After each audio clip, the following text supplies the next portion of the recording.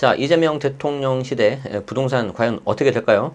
부동산 전문가 10명 중에서 9명은 무려 90%죠. 서울 집값 하반기에 더 뛴다라고 예측을 해주셨습니다. 저는 여기에 들어가지는 않아요. 그런데 제 개인적인 의견도 살짝 숟가락을 얹어서 말씀을 드려볼까 합니다. 자, 어디 기사인지 한번 보겠습니다.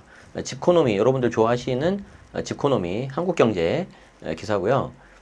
6월 5일 그리고 이제 6월 6일 오늘 이제 새벽에도 이제 수정이 좀 됐었네요. 이인혁 기자님 그리고 심은지 기자님이 작성해 주셨습니다.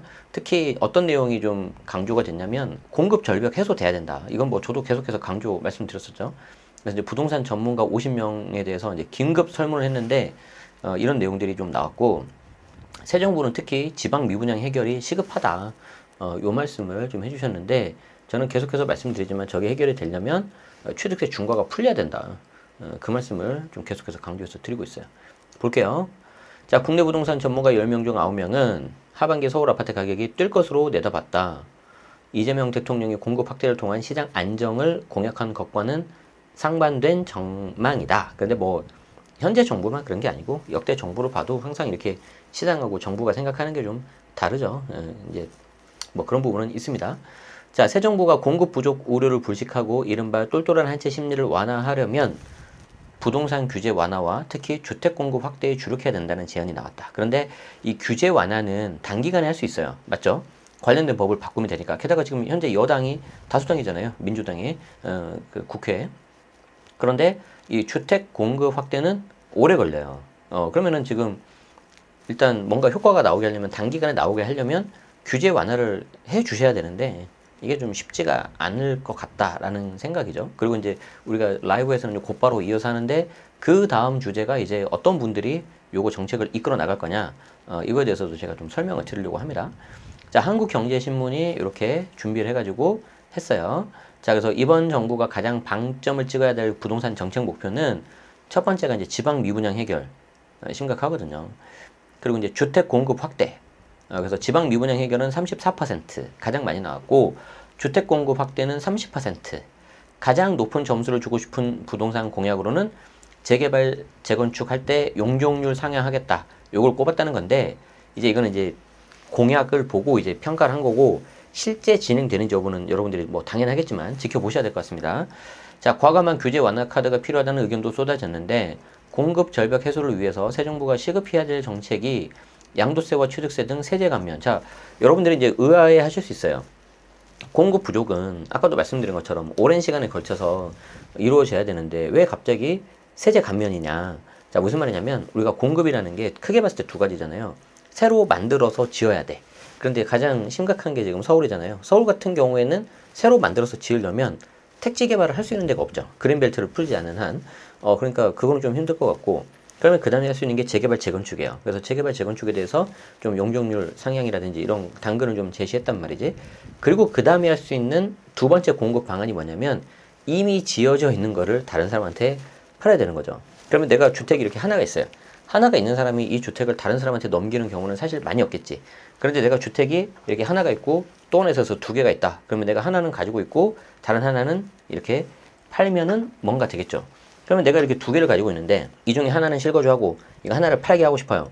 그럼 내가 이걸 팔 때 뭔가 벌어야 되는 그런 게 나와야 되겠죠. 그러면 이거 팔 때 나오는 세금, 즉 양도소득세지 않습니까? 그걸 좀 완화해주면은 이게 좀 나올 수 있겠죠.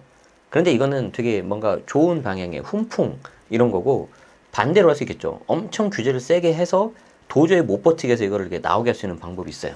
우리는 그걸 불과 몇 년 전에 문재인 정부 때 봤었죠. 그래서 그 기존에 있었던 주택을 공급을 시켜야 되니까 양도세와 취득세 등 이런 세제 감면을 좀 해야 되지 않습니까? 라고 전문가분들이 제안을 한 거고 그리고 이제 그 다음에 해결해야 되는 것들은 이제 대출 규제 완화. 이건 사실 뭐 이제 공급 부족하고는 뭐 그렇게 직접적인 큰 그거는 없을 것 같아요. 이제 매수 쪽이니까 완전히 수요 쪽이니까. 그래서 대출 규제 완화 이 부분이 있어야 된다. 둘 다 찬성합니다. 저도 이게 돼야 된다고 생각하고요. 김진유 경기대 교수님은 여력 있는 유주택자가 주택 수요를 일으켜야지 지속적인 공급이 가능하다. 이런 의미셨군요. 무슨 말이냐면 우리가 이제 수요와 공급 경제학 언론에서 보면 공급은 언제 늘어납니까? 가격이 오를 때요, 내릴 때요? 오를 때죠. 그래야지 내가 판매하는 사람이 뭔가 이득이 생기니까. 그래서 매수자들이 좀 있어주고 이런 유주택자가 주택 수요를 일으켜야지 공급을 한다는 거죠. 그래서 유주택자가 주택 수요를 일으킨다는 말은 무슨 말이에요? 최소 2주택, 즉 다주택자들이 달라붙어야 된다는 거죠. 이걸 이렇게 굉장히 센스 있게 말씀해 주셨군요. 정말 교수님 존경합니다. 제가 뵌 적은 없는데 다시 읽어보겠습니다. 여력이 있는 유주택자가 주택 수요를 일으켜야 된다. 이미 주택이 난 하나 있어. 하나 이상 있어. 근데 여기서 다시 수요를 또 일으켜야 돼. 그럼 내가 2개 아니면 3번째 주택을 취득한다는 거죠. 그래야지 내가 수요자가 뭔가 매수세가 있어야 공급도 늘어난다는 거죠. 시행사, 건설사에서. 이해되시죠? 그래서 그렇게 하기 위해서는 일가구 1주택 정책 폐지나 과감한 완화가 필요하다. 특히 가장 문제가 되는 게 뭡니까? 현재 지금 취득세 중과죠. 취득세 중과. 1에서 3%가 기본 세율인데 잘못하면 8%, 12%가 돼버리는 거죠. 그러면 단순하게 봤을 때 1% 대비 12%니까 무려 12배. 어마어마합니다. 그리고 실제 8%, 12% 내신 분들은 아시겠지만 정말 힘들죠. 그래서 이런 식의 제안을 해주셨어요. 자, 이재명 정부가 해결해야 할 부동산 과제는 수두룩하다. 서울을 포함한 수도권에서는 공급 불안으로 집값이 치솟고 있고 지방에서는 준공후 미분양, 이제 악성 미분양이라고 해요. 그런 것들이 쌓이고 있다. 그래서 이 전문가분들은 신규 주택 공급 부족과 기준금리 인하 기대 등으로 올해 하반기에도 아파트 매매가와 전세값이 동반 상승할 것으로 내다봤다. 특히 제가 강조드리고 싶은 거는 매매가도 매매가지만 이 전세값 오르는 거 좀 잘 보셔야 될 것 같아요. 그래서 민간 공급 확대, 다주택자 세제 완화 등 시장 안정을 위한 실행력 있는 정책이 그 어느 때보다 필요하다고 입을 모았다는 거죠. 그래서 봅시다. 이재명 시대 부동산 정책과 시장 전망 설문 봤는데 집코노미 한국경제에서 한 겁니다. 가장 방점을 찍어야 될 부동산 정책 목표가 뭡니까? 봤더니 지방 미분양 해결, 그리고 주택 공급 확대, 집값 안정. 좋아요.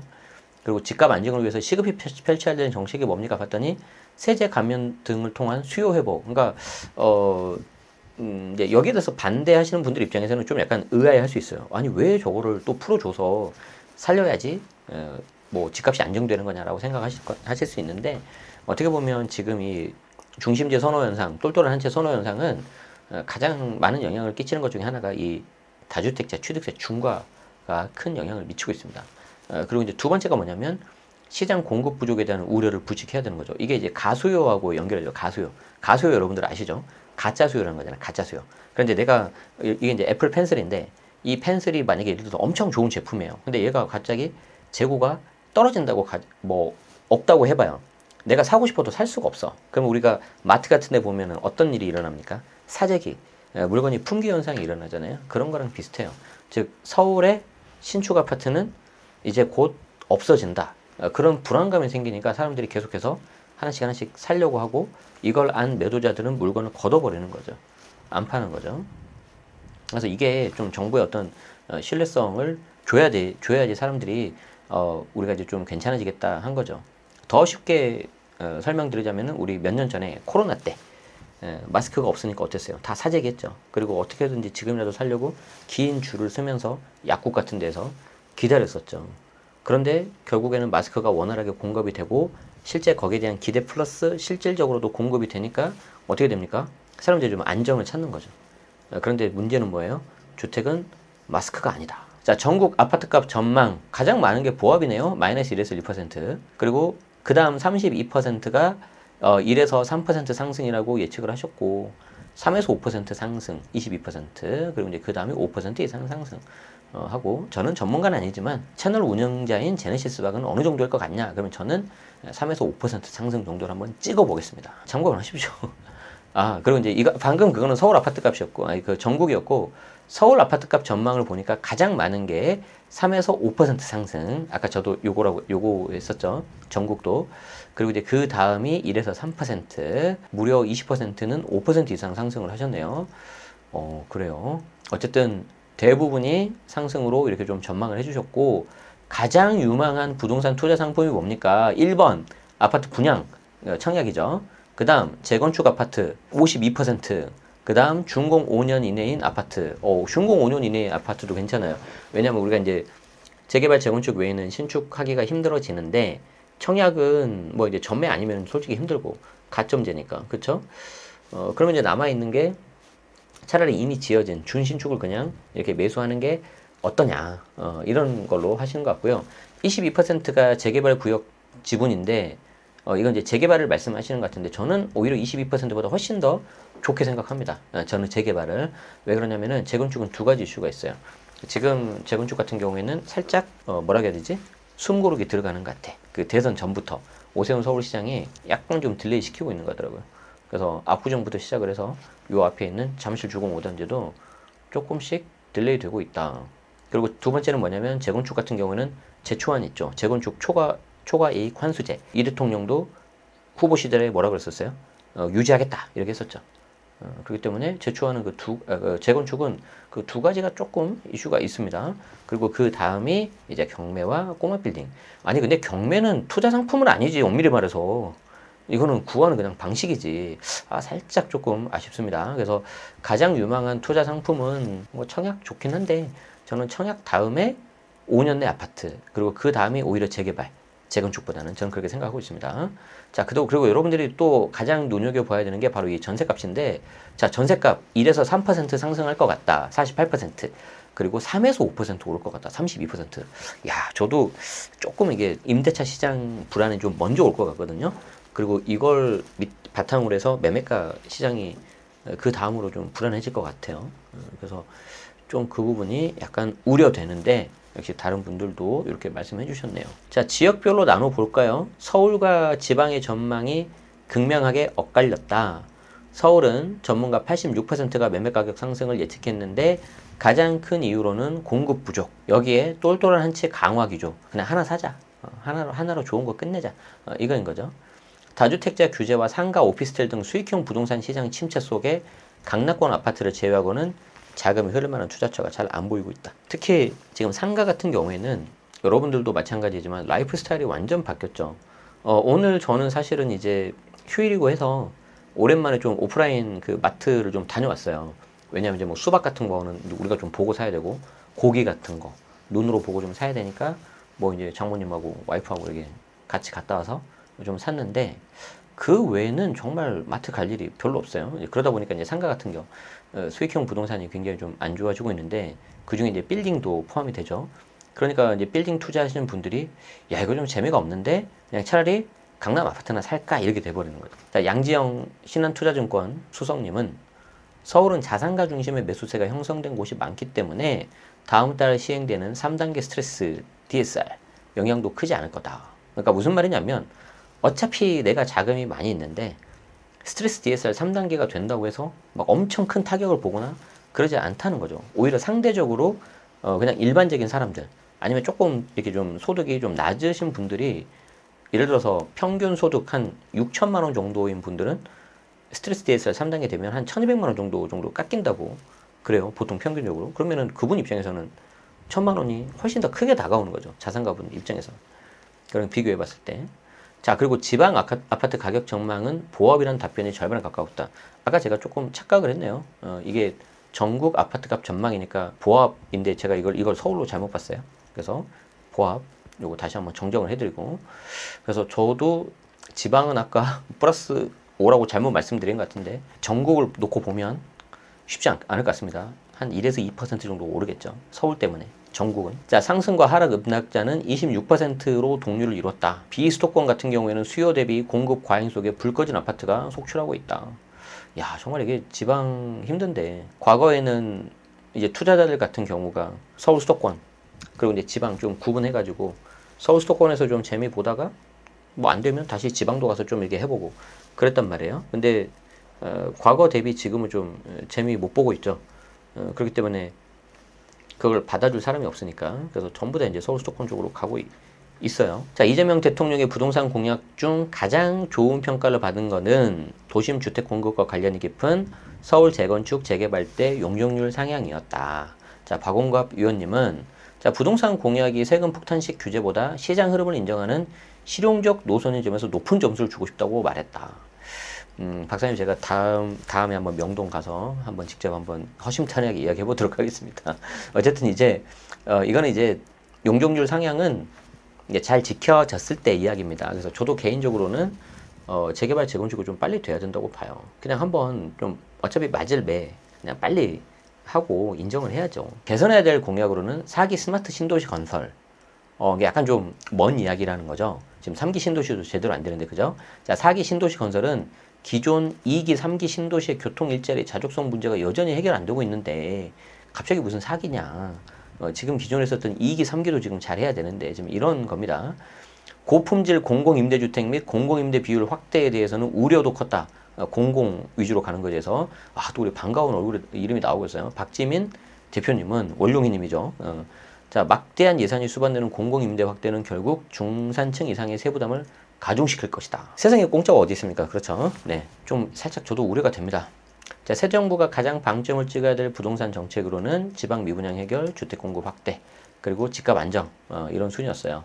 주택 공급 절벽 해소를 위해서는 양도세, 취득세 감면 앞에서 다 봤던 내용이고, 마지막으로는 박합수 교수님 말씀을 좀 보겠습니다. 자, 부동산 프로젝트 파이낸싱, 부실 조기 정리, 금리 인하 등을 통한 민간 개발 사업 활성화가 필요하다고 강조를 했다. 이렇게 말씀을 드렸어요. 자, 그래서 이제 여기 이제 제가 이제 좀 약간 숟가락을 얹어 보도록 하죠. 제가 봤을 때 여러분들이 보셔야 되는 키포인트는 저는 5가지라고 보고 있는데, 이제 제가 운영하고 있는 네이버 프리미엄 컨텐츠 유료 컨텐츠거든요. 자, 이거 제가 조금 오픈해서 보도록 하겠습니다. 유료라서 이거 여러분들이 다 열람이 안 되는데 한 달에 한 건은 볼 수 있어요. 그러니까 제가 링크 드릴게요. 라이브 들으시는 분들은 또 보시면은 될 것 같아요. 자, 볼게요. 5가지를 봐야 되는데, 규제가 증가할 수 있다는 신호들. 첫 번째가 뭐냐면 취임 후 1, 2개월 내에 뭔가 정책이 나올 거예요. 그런데 이 정책이라는 게 일단 놀라지 마시는 게, 과거 뭐 문재인 정부 때처럼 막 9.13 대책, 뭐 7.10 대책, 막 이렇게 막 그런 것들이 나오는 게 아니고, 이제 새 정부가 이제 출범을 하니까 우리 이렇게 할게요라는 약간 좀 그런 것들 나올 거예요. 뭐 경제 정책 방향 이런 식으로. 그러니까 여기에 대해서 좀 큰 그림이 나올 거다. 그런데 제가 거의 장담하는데 공급 부족을 어떻게 해결하겠다 이 내용 나올 겁니다. 그런데 규제 관련돼서는 뭐 첫 번째는 크게 안 나올 것 같아요. 자, 두 번째는 뭐냐면 곧바로 다음 달 7월 말에 개정세법이 나오는데, 이 개정세법은 매년 이렇게 발표하는 거거든요. 경제 상황에 맞춰가지고. 근데 지금은 이제 인수위 없이 곧바로 업무하고 얼마 안 되기 때문에 특별한 게 나오는 게 별로 없을 것 같아요. 그래도 요거는 보셔야 된다. 자, 세 번째, 이게 중요한데, 과연 규제 지역 추가 지정 나올 거냐? 이거 봐야 돼. 이게 지금 대선 전에 나왔던 기사인데, 이게 요 정부가 지금 새 정부가 아니라 그전 정부야. 윤석열 정부 때. 필요시 규제 지역 토지거래 허가구역 추가 지정하겠다. 이 내용이 나왔거든요. 그래서 지금 내각이 다 완료되기 전까지는 당분간은 전 정부하고 지금 현재 정부하고 좀 같이 섞여 있지 않습니까? 그래서 살짝 좀 어색한 그런 관계인데, 어쨌든 그렇다고 해서 새 정부에서 전 정부 거를 뭐 아예 다 무시하지는 않을 거잖아요. 그래서 이런 것들을 보면서 규제 지역이 혹시 추가 지정 나올 수도 있다. 그런데 저게 제가 봤을 때는 어떤 게 중요하냐면 언제 나올 거냐. 이게 그게 되게 중요해요. 만약에 올해 하반기, 뭐 연말 이때 나오면 썩 좋지 않은 신호입니다. 제가 봤을 때는. 왜 그러냐면 내년 5월 9일까지 양도세 중과 배제되는 거 기간을 딱 해놨잖아요. 연장을 시켜놨잖아요. 전 정부에서. 그런데 만약에 규제적이 나오면 내년 5월 9일 그걸로 이제 끝나고 더 이상은 연장이 안 될 가능성이 매우 높아요. 매우 높아요.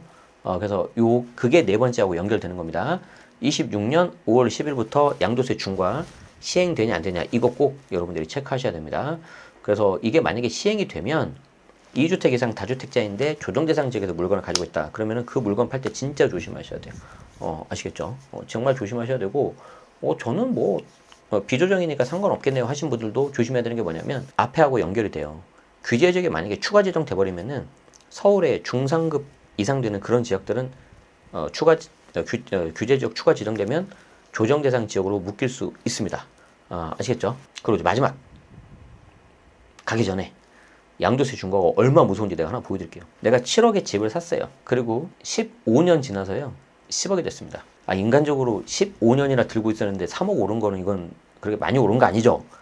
인플레이션 그런 거 감안하면 이거는 여러분들이 충분히 이렇게 뭐 납득이 되죠? 자, 그러면 3억 정도가 올랐는데 장기 보유 투표 공제를 30% 최대한 다 받기 때문에 세금은 한 6,400만 원 정도로 떨어집니다. 보통 한 1억 정도 나오거든요. 그런데 만에 하나 이게 26년 5월 10일에 다주택자 양도세 중과가 들어가서 요게 2주택자라고 가정을 해볼게요. 뭐 시골에 집이 하나 있다고 해봐요. 그래서 중과가 들어가잖아요. 그럼 여기 장투공은 하나도 못 받습니다. 그리고 여기에 가산세율이 붙는데 20% 포인트가 붙어버려요. 그래서 세금이 1억 6,700 나옵니다. 6,400에서 1억 6,700 나와요. 이거 제가 틀리게 계산한 거 아니에요.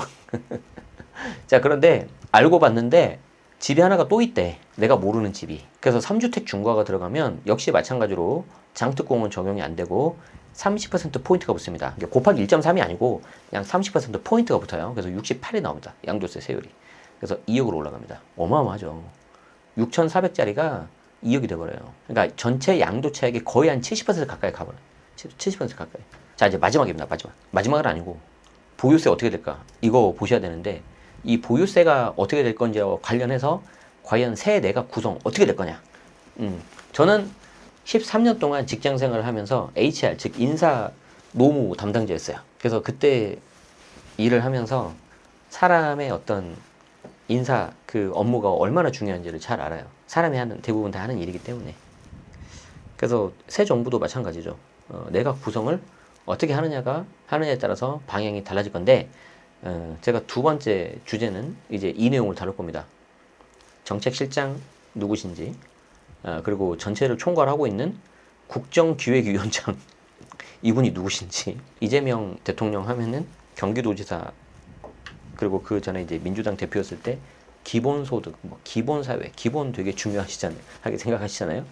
그걸 만드신 분이 바로 이분입니다. 자, 그래서 여기에 대한 거는 저희가 잠깐 쉬었다가 두 번째 주제로 다루도록 하죠. 고맙습니다.